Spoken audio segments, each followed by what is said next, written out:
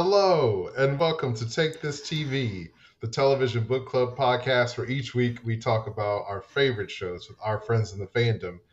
I'm Carmen and I'm joined as always by the amazing Kimberly Woods. Hello. Hi, hot potatoes. This season we're talking about Three Body Problem. And today we are on the final episode, episode 8. It's called Wall Facer. And the Netflix description, a high-level operation up in Saul's life. With emotions and expectations high, the probe launches into space as humanity enters a daunting new era. The This Saul is your episode. reminder. If you have not seen all of the previous episodes, the whole season, finish it first, come back, and then join us because we're about to dive in. Spoilers. Yeah, so like you're saying, Saul, this is the Saul episode. He's finally stepping into the light. So nobody would say why he was chosen. Do you think it's like a red herring and it's just like, oh, we'll just pick some random person? I don't know. Well, last episode we were trying to speculate what got WinJay killed. Was it the books? Was it what she said to Saul? And now it seems like, okay, shoot, this was the last person that she talked to before she got targeted. So, is that also why he's being targeted, whatever this was that she told him with the coded message? Maybe. I don't know. They did confirm that she is dead now. So Yeah, Cigarette they Girl did confirmed kill she's her. dead. And also it seems like because the Santi are targeting Saul, it's just confirming them, us, picking him as one of the three to be a wall facer. That's part of the reason it seems like they've chosen him is because they're like, okay, the Santi think he's a threat, so he must be important. Maybe. I was thinking when the episode first started and the person that he was hooking up with gets murdered in that accident. Nora. I was yeah, Nora. I was like, that seemed like a lot of coincidences for that to be an accident. And so then as things were going on, I was like, oh, okay, that makes sense. It was like somebody was trying to kill him. Yeah. I feel bad for Nora. But yeah. I feel really bad for Nora. He forgot her name until the final moment after she was gone. And he was being a jerk. And they were having that conversation, why should they care because it's 400 years off? And she was like, I care because I still want things and you should care too. And he's like, no, it's, you think our ancestors cared, thought about Saul me 400 sucks. years? He sucks so hard. She's like, awesome, you're a cynic, great, where's my lift? But Carmen, I think it's interesting because in the beginning, right, we have the Santi trying to target Saul and some random occurrence happens where it's like the guy coming by on the skateboard or whatever bumps into Saul, he gets knocked down, or else he would have gotten, killed. And then on the human side, we have Will being launched into space and the drama of that and all this calculation on our side going into it. And then it's like, there's so many things that could have gone wrong, but I don't think that the humans were predicting a cable was going to snap and he was going to be sent way off where he was just 3 bombs in. I was thinking y'all didn't have a failsafe just in case a cable snapped. You were that confident in the cables. You were like, we don't need to have any backups. It's all good. This whole fate of humanity, one cable, hey, it's fine. I thought that was weird. I was like, dang, I would at least put an extra cable or a harness or some kind of lock or something. They're just like, nope. I guess we're doomed. I didn't realize too that they were literally, I know that Jen kept describing it as we're gonna have to thread the needle, but the fact that the sail had a hole in it that was going through the bomb first before it exploded, I was not expecting that. I was like, whoa, okay, literally they are doing this 300 times, okay? Yeah, that was intense. And I was also thinking why would the capsule blow up if the bomb hit it? So maybe it seemed to be exploding before the bomb, which initially when I imagined it, I was thinking, okay, it would have to somehow explode behind the capsule to push it, but maybe just push the sail and that drag the capsule. I don't know. I don't know. I was thinking because they were showing it and this epic music was playing, but then they kept kind of like showing it going through the different bombs and the different. I was like, oh, something's gonna happen. I've watched too many movies and too much TV. Like if they were gonna be successful, they just would have like kind of sped through it and it would have happened and we would have moved on. But it's just because they kept showing it and building the tension. I was like, something gonna happen. I was not expecting something to happen like only 3 bombs in out of 300. Like he was way off. Yeah. And I heard, because Andrew's reading the books, that in the books it's not 300 bombs, it's like 1,000 that it has to go through, but it makes it like 998 bombs of the way there, so it's even more tragic than like dang it. It's like somebody who late night was making the calculations and was just like, I guess that's right, I'm sure it's fine. And then it wasn't. Dang, that's depressing. I had this thought that was like, but what if the Santi like just showed that it had gone off and it really was on course, because they seem to have the power to do that.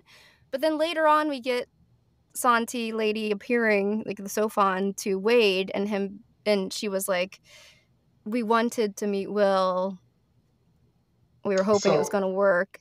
I have a lot of questions about the rules of the Santi. And I feel like in sci-fi especially, it's like the rules are so important because it keeps you grounded in the space. And I was like, okay, so they can't lie.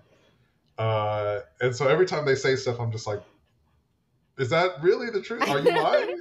I'm like, is innuendo, is like metaphors and analogies, allegories, does that count as lying? Like, so I'm like kind of iffy on some of the things that they say, because I'm like, okay.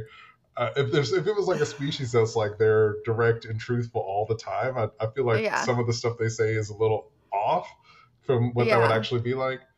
And then like being able to manipulate the plane that Thomas Wade was on, and I was like, wait, if you could do that, why do you need Cigarette Girl? If you can control like planes and all the our whole society is built on like using electricity and all these gadgets and stuff. So it's like, if you really wanted to stop progress, just like turn all the power off. So like, I don't understand, because I'm like, the ability to have that much power and control over human society, I feel like then the war's over. Like, why? Like if it's like if the Santi are like for real, if they're about it and they're not halfway crooks and they're like, we gotta stop the humans, do it. So I don't know. I thought that was weird. I mean, the drama, but I get it, but it's weird. And they also say like, you have a place among us. And they show him like the vision of his dead self or whatever. Yeah. But still, like, I'm curious about their motives, because it's like, I don't know. They talked earlier about introducing fear, and like, humans do need fear in order to have progress. And so it's like, are they doing some of this in order for progress? Like, what if we could solve their 3 bodies somehow, if we, they put everybody in a pressure chamber and people had to like hurry up and evolve and figure out stuff. Maybe it's beneficial to them somehow. So it's like hard to know like what is their design and what is not, and what is just kind of like happening because of the moves they're making. Right. And we also don't know, like, is the Sophons, is it like in a separate consciousness from what the Santi want? Like, is it kind of doing its own thing, or is it like only operating on behalf of the Santi and like the commands they give it? So that's true, because they like basically programmed it in a sense. So we don't know if it's going to evolve beyond them. Yeah. It's like they're introducing a third entity possibly. Yeah. Which is terrifying. That is terrifying. What did you think about when Saul went to the Planetary Defense Council? He's so funny. I was laughing at his surprise when he got called onto the stage, because I was like, "Come on, Saul! Come on, get up! Smart. Yeah, come on! You didn't suspect this was going to be you." Like, why else so I thought that was here? funny. I thought that was funny, but also it made me think, like, can you imagine having that immense pressure thrust upon you, like to be this wall facer that people are like, okay, we're relying on you. It's going to be all in your head. We won't question anything, and we're just trusting you to come up with a solution for humanity. Unlimited power. I mean, there's a part of me that's like, that would be a lot of pressure. Your whole species is dependent, the survival is dependent upon you. But I mean, I think it would be different if it was like just him. Mm-hmm. But it makes me wonder if either he and or one of the other two people are red herrings. And I was also like thinking, I'm sure the Santi know, because I guess the council probably deliberated at some point and spoke out loud who they would select. Or like, I can't tell, is it like the Santi can only hear, or I guess the Sophons really can hear everything people say, or is it like, since they can kind of like impose things on people's vision, can it see everything that you're seeing? How does that work? Is it because of like light refracting? I don't really know. So anyway, I assumed that the Sophons knew who the people were. Yeah, and plus it was only like, on the news. But yeah, but I was like, why would they broadcast that information? You know, like if these people are supposed to be operating in secret, or they're like, so if these people are really important. Like, I also think that just like, that took me out of it a little bit, because my family, like, my family was like involved in the military and the governments and stuff. And like, it's a secret. Like nobody, like you would be in trouble if you told anybody anything. So I was like, they would, in real life, that would not happen. Nobody would know. And if they did announce something like that, it would be all a smoke, all it would be fake. And they would just like, it wouldn't be, it would just be like, what's it called? Decoy people or whatever. So I was like, that's weird. But I feel like even in this case, like, even if they told him and they didn't broadcast it or slipped him a piece of paper, they would see. I think that's what we're assuming. Because the lady was like, because they told the other people. And I was like, well, the other people would be the ones who would like do something about it. Yeah. Because I mean, I guess they can't get the Sophon, like the cult people who believe in the Santi or whatever, they're going to know from the Sophons and the Santi, but it's like regular people don't have to know. So I thought that was weird. You don't have to tell everybody. Yeah. And then like when, oh my gosh, he's like, oh, I don't want to do it. So, okay. You know, hero's journey, all that kind of stuff, yada, yada, yada. The hero denies the call. Sure. But like, Saul has been such an asshole for 7 hours. And it's just like, come on, man. Like, step up, do something right. And he was like, no, I don't want to do it. I just want to go, I want to go smoke a J. I'm like, this guy is our last hope, really? Like, why not Augie? She made the like fiber optic cables or whatever. Like, it seems like she'd be a better choice. But anyway, so I don't know. WinJay said he's the smartest, so we'll see what he does with his power. I mean, we haven't seen that. The people just keep saying it. Season two. We're gonna find out. He's finally got the power now. They're finally shifting focus to him. So I feel like season 2 is gonna be his real arc. I thought it was funny though that every time he tried to deny the power, they were kind of like, yep, you're doing the wall facer thing. You're saying it, but you got something secret in your mind. Yeah, that was funny. Was like giving him the smile, like right on. Sure like, thing, sir. Is everybody gonna keep smiling at me like this from now on? When he left the UN and he was like, I'm not gonna do it. I'm not a wall facer. And I was like, I hope he gets sniped as soon as he goes outside. And then he did. And I was like, that's what you get. You think this is a game. That's what you get. It's really funny. Yeah. But like every time they tried to kill him, it's like reinforcing the choice that he is the one, which is funny. Like the Santi. Like, yeah, sure. If they were successful, he would have been out. But then it just reinforces the humanity's choice. Like, yep, he's our guy. Like, you're the guy, man. Like, come on. They think so. I mean, like, when he was like, let me talk to the shooter or whatever, and I was like, oh, that's weird. I wonder what's going to happen. Maybe this is the moment where like he's trying to probe for information, or he like comes around and accepts his destiny or whatever. And he's like, why would you shoot somebody else, another person? And I was like, hold up. Saul, because like we've been like all over the world and stuff, and mostly in England. But then when he came back to America, they were like, welcome home. And I was like, ain't no way you're a black man from America. And you're like, why would you shoot me? Like, bro, what point? You're supposed to be smart. Like, what point are you on? The cynical black guy from America is like, why am I feelings? Because you shot me. Like, no. Like, what? Yeah. So anyway, that was some bullshit. I was like, no, I'm sorry, y'all. People have shot people for less. I just like than an alien directive. So yeah. My suspicion of disbelief cannot stretch that far. Like, come on, y'all. Come on now. Maybe if it was like one of the white characters, but for Saul, it's like, no, I don't believe that. So anyway, even after that, like, I feel like that was his third strike of like, he almost gets killed by the car, and Nora gets killed. He gets sniped, and then this guy who was the shooter tells him that they're like a zealot and they're a true believer. And even then, and then he goes to the space or the launch and sees that the plan that Jen had with Will's brain didn't work. And then he's like, oh, I don't know. I just want to go home. And I'm like, what is it going to take for this man to like get his life together? Oh my gosh. Anyway, what did you think about Saul?